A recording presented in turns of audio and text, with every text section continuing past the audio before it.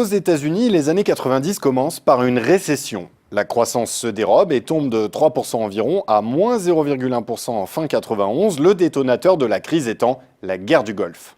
L'activité reprend son envol en 92, sa hausse culmine à près de 5% au début des années 2000. Cette période exceptionnelle repose sur la révolution Internet et la formation d'une double bulle du crédit et des marchés d'actions. Mais la remontée des taux d'intérêt stoppe l'euphorie. L'éclatement de la bulle Internet en mars 2000 provoque un krach boursier général qui emporte l'économie réelle.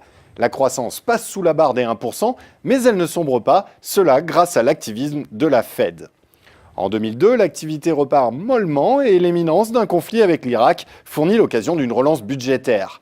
La Fed, de son côté, accompagne le mouvement par une politique toujours accommodante. En termes réels, le taux directeur est négatif de 2003 à 2005. Ces taux bas, ils facilitent l'achat à crédit de biens durables et de logements par les classes moyennes, dont les revenus salariaux sont sous pression. Mais à l'été 2006, la baisse des prix immobiliers provoque une hausse des défauts des emprunteurs, piégés par le mécanisme pervers des subprimes. Les faillites bancaires s'enchaînent et la crise devient systémique avec la chute de Lehman Brothers le 15 septembre 2008. La panne du crédit fait alors sombrer la croissance qui touche le fond fin 2009 en recul de plus de 3%, soit le pire résultat de l'après-guerre.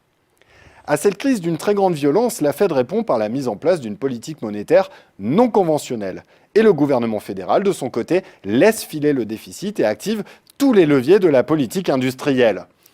La croissance est de retour, avec en arrière-plan une véritable renaissance industrielle du pays, facilitée par les choix radicaux en matière d'exploitation de pétrole et de gaz non conventionnels. Et pour 2014 et 2015, c'est une croissance solide qui se profile, proche ou supérieure à 3%, selon les prévisions de la Fed.